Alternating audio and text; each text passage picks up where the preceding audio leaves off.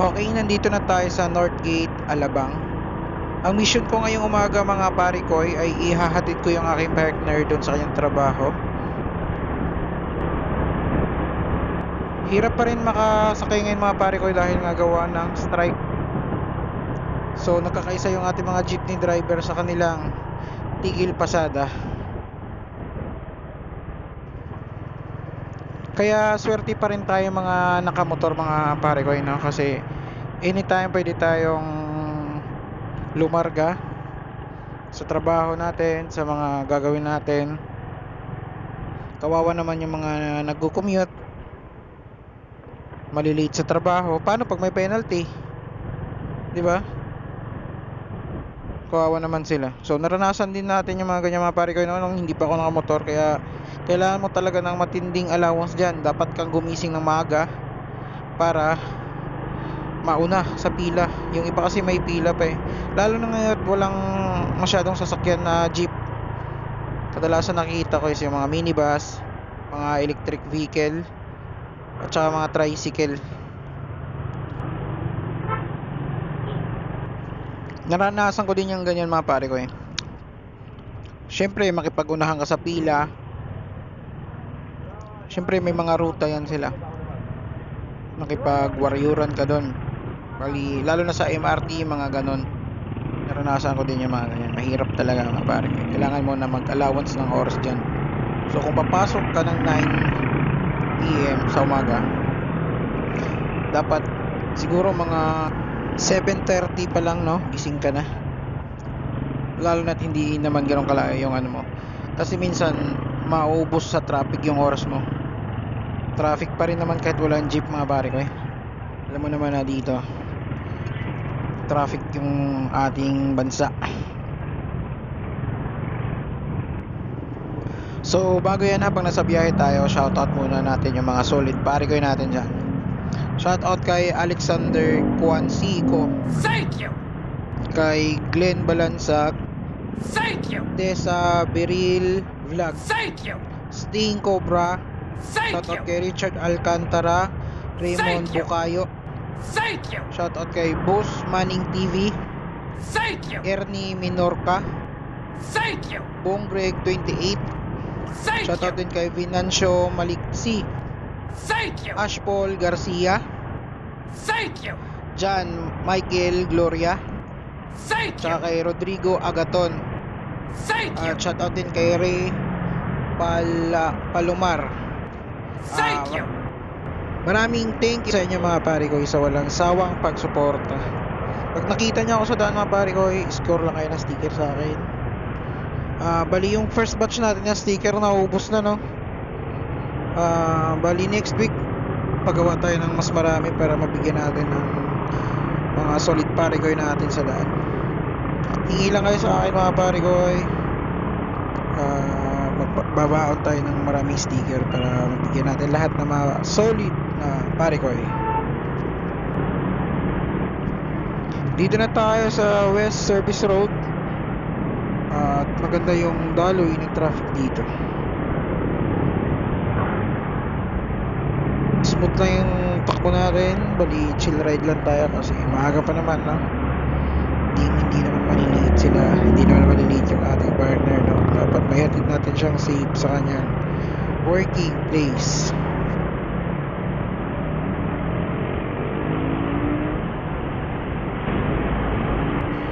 Balita ko open na daw yung flyover sa may Molino, no? Next vlog i-content natin yung mga pare ko. Tingnan natin kung ano na bang nangyari doon. Yung sa may SM Molino, yung tulay doon open na daw. Maraming nagsasabing Great Wall of Bacoor, mahiwagang tulay, ilan lang yung sa mga bansag ng mga riders doon. Siguro maganda na yung flow doon, no? Kasi traffic yung ilalim doon kasi hindi pa binuksan after 6 years, no mga pare ko, sobrang tagal na. Mas nauna pa nga yung mga kasabayan niya. Minsan nga yung mga late na project sa kanya, mas nauna pang daanan kaysa doon. Pero tingnan natin doon. Next vlog natin is bibisitahin natin doon, dadaanan natin doon, no? Parang ang sarap top speed dun. Parang masarap mag Superman dun. Huwag mong subukan. Masisira ang buhay mo. After 1 year sa ating Honda Wave RSX na si Uno, no? Maganda pa rin yung takbo niya, pare ko. Good as new pa rin para sa akin. Alaga ko lang talaga siya sa langis. Importante talaga dyan is yung langis ng ating mga motor, pare ko. Huwag natin tipirin sa langis, mga pare ko, kasi yan yung buhay ng ating motor. Kaya kung nagkataon na nasa tamang mileage siya kayo, palit na agad. May mga murang langis lang naman dyan eh. May mga budget meal, may mga mineral, polysynthetic, at saka may semi-synthetic na. Kaya pili lang yung langis. Kahit saan dyan, goods yan, mga pare ko eh. Kahit anong langis, depende na din yan sa budget nya. At nandito na tayo sa Alabang Hills. Lapit-lapit na natin na ma-edit yung ating partner ko.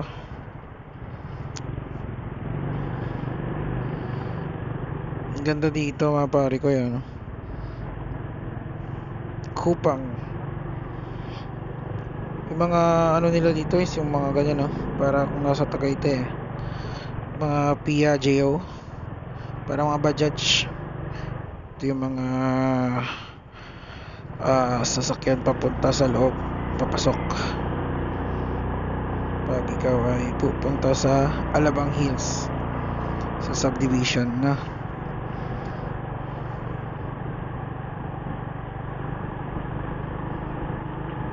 Yun, dito na tayo, lapit na.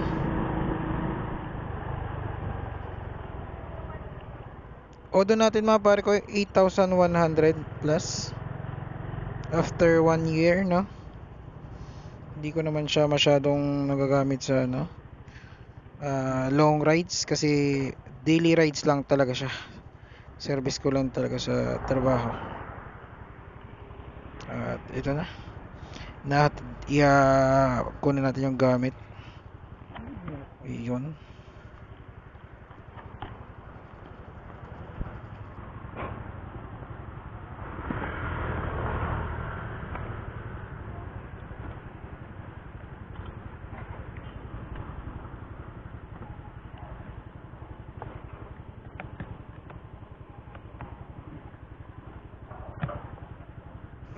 Dito na nga to sa harapan, para masarado ng maayos.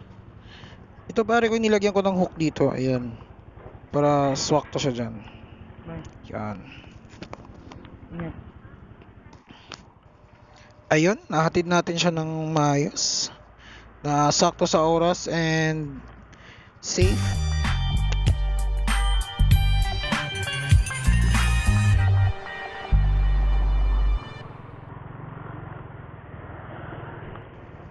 Next vlog natin, mga pare ko, is dadayuhin natin yung flyover sa Molino. Malapit lang naman sa akin kasi taga Las Piñas lang ako na. Pupuntahan natin doon kung anong itsura, anong update, kasi straight lang yan eh. Kasi traffic doon sa ilalim ng, pare ko eh. At saka nahuli na din ako doon, mga pare ko, kahit hindi kayo nagtanong. Nahuli na ako doon ng enforcer sa Bacoor, no? Late 2020 yata o 2021. Nakadali na kami doon. Ang ating ticket is illegal turn na, kasi nasa left side tayo, tapos paliko tayo papuntang Las Piñas. May traffic enforcer, no? Lesson learned na din yan sa atin, no? Ayun, kinumpiskate yung lisensya ko, no? At saka matagal ko yung hindi nakuha, mga pare ko, no? Pero ngayon okay na.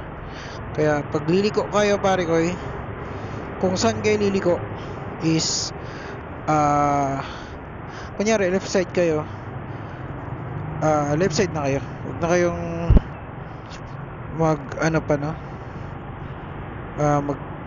mag right side pa, no? Kunyari liliko kayo sa left, ready na kayo sa left, kasi ang ticket sa akin is lumiko ako, naharangan ko yung nasa right side pa rin ako pero left side ako. Minsan nga katangahan natin, no? Kasi bago pala ako doon, naka ano pa lang ako noon, naka scooter pa lang ako noon, yung si Abel ko, yung Rosie Gala 125. So ayun, hope na hindi na maulit yung mga ganun ano, kasi lesson learned na sa atin yun. So 1,000 din yun mga pare ko eh, pero ngayon okay na. So yun lang, share ko lang kasi nahuli ako din. Active yung mga traffic enforcer sa Bacoor mga pare ko eh. Ina-aware ko lang kayo kasi active sila dyan, no? About sa traffic light, mahigpit sila dyan. Kaya pag pumunta kayo ng Bacoor, magpakabait tayo. Ay mga pare ko, dadayuhin natin yan, no? Para ma-share ko sa inyo. Yung sa about sa camera natin mga pare ko eh, SG cam. Okay naman siya, no? Siguro mag-upgrade ako ng Hero GoPro, pero soon pag may ano na tayo. Ano to? Car wash? Car wash? Car wash on the go? Pero ano palang ganun mga pare ko, no? I-scan mo lang daw to, no? Siguro ano sila, no? Home service ba to? Hindi ka na lalabas ng bahay para magpalinis ng iyong sasakyan, no? Siguro lang laman ng box niya ni kuya, tools, no? Mga equipments para panglinis ng sasakyan, no? Home service. Ganda naman, no? Parang efficient na yung pagkakarwash, no? Nice. So pabalik na tayo ng Las Piñas mga pare ko eh. So hanggang dito na lang muna siguro, no? Maraming salamat sa mga sumusuporta, mga solid pare ko natin. At hanggang dito na lang muna yung video, no? Update na lang tayo. Kaya ayun, wala ka talaga makita mga jeep ngayon, bibihira lang, no? May mga bumabiyahe pa rin jeep pero no choice na sila, no? Kahit sinisigawan na sila ng mga kapwa jeepney driver nila, no? Siguro wala na talaga silang kasi kung hindi sila pumasada, walang makain pamilya nila. Siguro bahala na lang sa kanila, no? Sana dinggin yung mga hinanaing ng ating mga jeepney driver na huwag i-phase out yung mga lumang jeep. Or kung i-phase out man, may gagawin sila. May gagawin yung gobyerno para dyan, no? Para pagkakitaan nila, no? Dyan na din sila nagpaaral. Maraming mga anak ng mga jeepney driver natin. Yung iba, salute sa inyo mga jeepney driver, no? Yung iba nakapagpatapos ng mga anak nila dahil lang sa ganyan, no? Mga ilang years na din yung ibang yan. Tapos alisan mo ng trabaho, no? Tatanggalan mo ng trabaho. Kaya mahirap maging tayo. Kawawa din naman sila. So ayun lang mga pare ko, maraming salamat. This is Mar Gamer and ride safe always. And goodbye. See you on my next vlog.